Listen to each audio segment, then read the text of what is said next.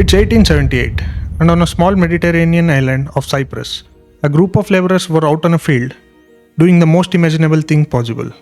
They were just digging. There's no archaeological team here, no excavation permit, there was no professor nearby. Just a few men breaking their ground for some routine reason that nobody even bothered about writing down. Because it wasn't supposed to be interesting. It was their daily work. And then one of their shovels hit something solid. They dig around it, they pull it out and brush the soil off. It was a small statue, about 30 to 40 centimeter tall. It was carved from a limestone in the shape of a woman. She has wide hips, round belly, no arms and no legs. Just a strange abstract female body that was looking like it was carved very long ago by someone who definitely had idea about what they were making. There's no name carved into it. There was no date or nothing to indicate who made it or when or why it was buried in the middle of an ordinary field of Cyprus. It's just a piece of old rock sitting in a dark underground, apparently waiting to be found. Now this was a British colonial Cyprus. British had a very particular habit when they occupied foreign lands. Whenever they came across something interesting, something that looked like it might have a value, they would take it home. That was just what was done.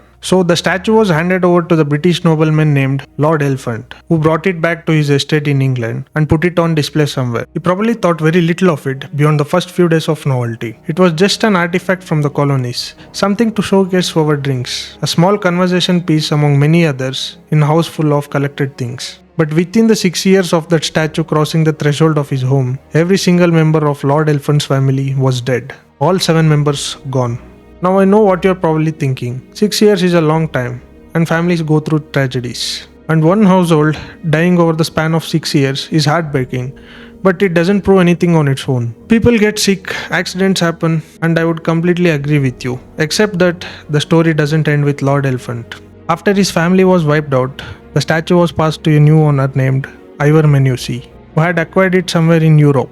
Whether Menussi knew about what happened to the elephants, we genuinely don't know, because the records don't exist. But what records do tell us is that within 4 years of that statue sitting inside his home, his entire family was also dead. Everyone.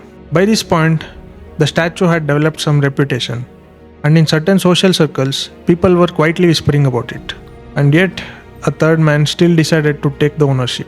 Lord Thompson Noel, who maybe thought the whole thing was a grim coincidence, or maybe was simply a kind of a man who didn't believe in dark stories attached to old rocks. Either way, within 4 years of bringing that statue home, his entire family was gone too.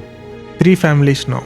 3 complete wipeouts, all connected to the same small piece of limestone. The statue then found a 4th owner, a man named Sir Alan Beaverbrook. And by this point, anyone moving in the social circles where this object had been circulating would have heard the stories. Beaverbrook almost certainly knew what had reportedly happened to the elephants, to Menussi, and to Thompson Noel. The whispers had become something clear to the documented pattern at this point. And he was not an uniformed man, but he took it anyway. And he died. And then his wife died, and then his 2 daughters died. 4 out of his 6 family members gone. And his 2 surviving sons, who had seen enough, packed the statue up without ceremony, drove it to Edinburgh and donated it to Royal Scottish Museum. They put it behind the glass and let somebody else deal with it. But here's the thing, when the statue arrived at the museum, the curator personally unpacked it with his own hands, catalogued it, carried it across the room to the display case, and set it down inside. He was the one who handled it, he was the one who bought it from the outside world and gave it a home inside that building. And within a year, he was dead too. After that, the museum quietly pulled the statue from public display without any announcement or public explanation. There was no press release or there was no notice to the visitors. It was simply moved to a back room and sealed away. And the staff who knew the full story of where it had come from and what followed it across the 4 households, by all accounts perfectly content to leave it there. And it's still there right now. A small limestone statue sitting in the locked room of Royal Scottish Museum, Edinburgh. Nobody goes near it, and nobody touches it, just sitting in the dark, the same way it sat underground in Cyprus for thousands of years. But the workers accidentally broke it out of the ground. And to this day, nobody has been able to explain what happened to those families.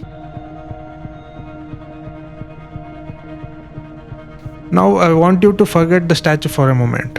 Forget Royal Scottish Museum, forget Edinburgh and Lord Elephant, all of it. Because I want to take you back 5,500 years, all the way back to the ancient Cyprus, to tell you about something that has nothing to do with the dead British nobleman or lock museum rooms. At least that's how it seems. There is a goddess, and she is very, very old. The name we use today is Astarte. But over thousands of years, as her worship spread from one civilization to another, bleeding across borders and centuries, and entire empires, each culture that encountered her absorbed her into their own religion and gave her a new name, while keeping the core of what she was intact. The Phoenicians called her Astarte. The Mesopotamians knew her as Ishtar. The Sumerians, who were among the oldest literate civilizations, called her Inanna. The Hebrews called her Astoreth. And this is where it starts to get interesting. Because the Hebrews were so afraid of this goddess, they deliberately mispronounced her name whenever they wrote about her, on purpose, as a form of disrespect, the way of stripping her dignity on the page. Because they genuinely believed that even speaking her name correctly, even giving it a proper vowel sound that it was meant to have, gave her some kind of power over you. The Greeks eventually folded her into their own mythology and called her Aphrodite. And the Romans took that and called her Venus. One goddess, dozens of names, worshipped and feared across the entire ancient world for thousands upon thousands of years. But here's what most people don't know about Astarte. And it's the part that gets lost in translation when you follow her name all the way to Aphrodite and Venus. The version of her that survived into Greek and Roman mythology. The goddess of love, the goddess of beauty, soft and desirable and associated with flowers and romance. That's a domesticated version, a softened, comfortable version that the later civilizations edited down into something they could decorate temples with. The original Astarte, the one that Phoenicians, Mesopotamians and Sumerians actually worshipped, was something far older and far darker than that. She was a goddess of war. She was a goddess of both life and death simultaneously, holding both in her hand at the same time. The Queen of Heaven, but also the ancient texts are very explicit about this. The destroyer of men. Ancient writings describe her riding into the battle on horseback, unstoppable and terrifying, and not as a metaphor, but as a literal description of her power on the battlefield. The Egyptians, who had their own rich and well-developed pantheon of gods, still brought Astarte into their religion and chose to pair her with specifically the god Set. And Set was not a gentle deity. Set was the god of chaos, of violent storms, of disorder and destruction. That was the company Egyptians thought she belonged with. And even King Solomon, the wisest man in the Bible, the man he had blessed with the quality of divine wisdom that no human being before or since was supposed to possess. Even Solomon reportedly built a temple to Astarte near Jerusalem. He built her a house of worship on a hill just outside the city. And the Hebrew scriptures record this as one of the gravest and most inexcusable sins of his entire reign. They say that God looked at what Solomon had done and was furious that a man with that much wisdom, a man who had been personally favored by God, had still looked at Astarte and decided she was worth building a temple for. That tells you something about the kind of hold this goddess had over people, even people who should have known better. Now, Astarte's most ancient and powerful center of worship, the place where her cult was the oldest, the most deeply rooted, the most foundational, was not in Mesopotamia, not in Egypt, not in Phoenicia. It was on the island specifically. It was on Cyprus, and specifically the city of Paphos, which archaeologists have confirmed as one of her most sacred sites in the ancient world. And what the archaeological record shows about how her followers on Cyprus actually worshipped her is something that I want you to hold very carefully in your mind for next few minutes.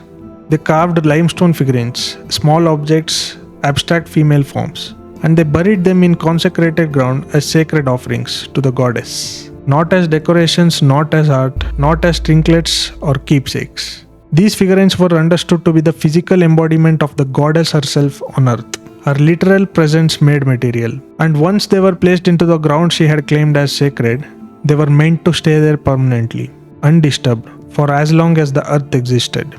And this is where the ancient texts become very specific about something.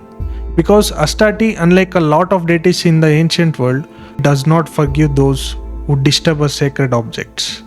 The Hebrew scriptures, written by people who were frightened enough of this goddess that they couldn't bring themselves to spell her name correctly, say this directly and without any ambiguity.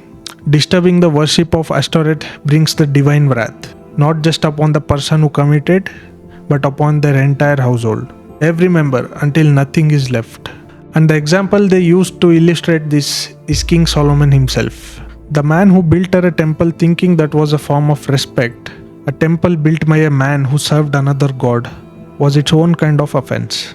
God's response was to strip everything from Solomon's descendants. Within one generation, his family lost the entire kingdom he had built. Everything his lineage had accumulated, gone.